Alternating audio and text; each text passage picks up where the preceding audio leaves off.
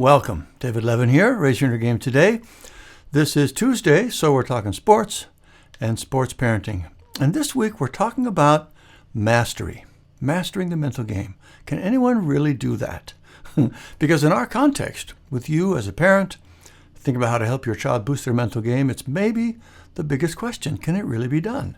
What does it even mean to master your mental game? I talk about this in the book and the training, but the chances are you haven't read the book or taken the training yet. It's actually one of the most important points.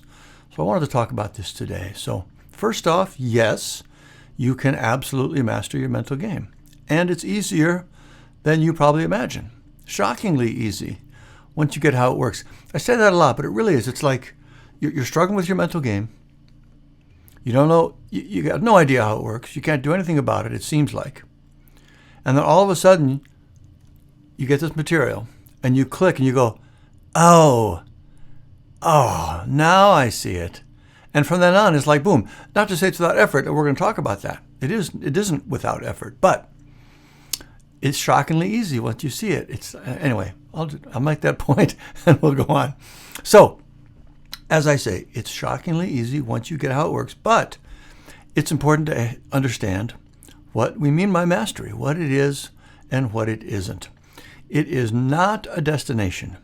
You don't do the work and then arrive at some point where you suddenly have no more mental game struggles from then on. That's not what mental game mastery means at all. What it means is you shift from having your inner game controlling you, which is how it tends to work now. We get upset, we stay upset for way longer than is helpful. We get worried about something, we keep worrying about it until it sort of drives us nuts. We get distracted, we stay distracted, we forget what we were even working on. Our inner life, our thoughts, our emotions, our physical, condition in the moment, these tend to control our overall state from one moment to the next. That's how it works for most people. Mastering your inner game turns that around. So now you can control your overall state. If you get distracted, you can pull your attention right back. If you get upset, you can snap out of it very quickly. If you have some sort of physical thing going on, you're tired, you're hungry, you're in pain, something like that, you can keep it from taking over your state. That's what it looks like to get mastery over your inner game. You control your state rather than having it control you. But notice, in all that I just said, the negative triggers are still there. The distractions still happen. The upsets still happen. The physical things still happen. None of that changes because all of that is just life. In the Raise Your Inner Game material, I refer to all these triggers as inner gravity because they pull us down from where we want to be. They weigh on us all the time, and they are always there. Just like physical gravity, the pull is always there. It never goes away. So the goal of raising your inner game, of mastering your inner game, is not to make gravity go away, because that's not possible. Instead, the goal is to learn to rise above it.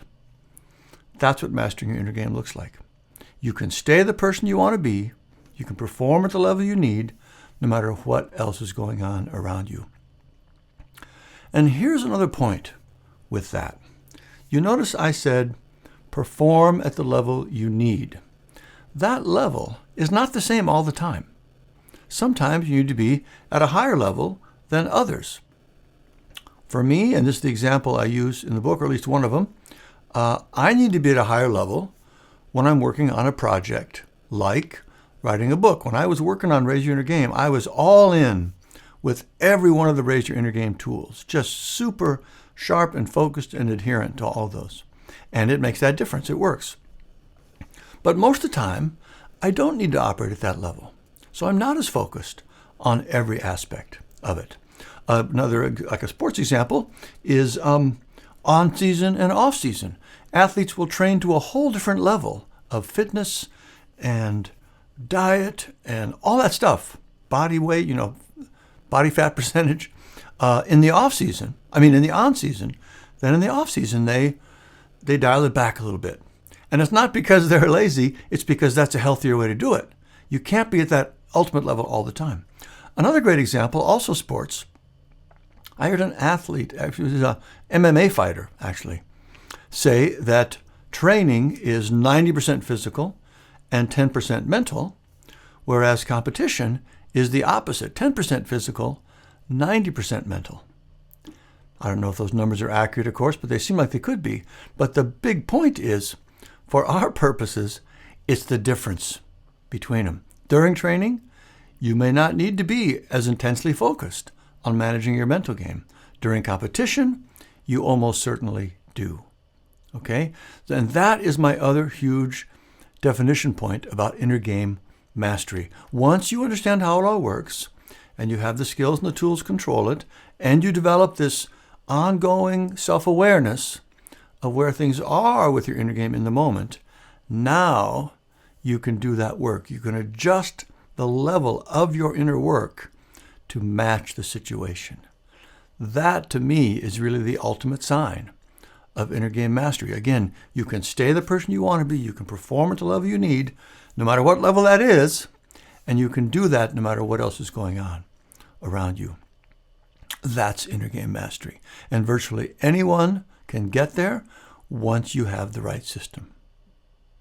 So that's what I wanted to talk about this week. Can anyone really master their mental game? The answer is absolutely yes, as long as you know what mastery means. In this context, it's not a destination. It's the ability to self-regulate and rise above whatever distractions and upsets come up. Anyone can learn to do that. I hope that was helpful and inspiring. I mean, it actually is to me. It's super inspiring. It's one of the things that I get so excited about with this material.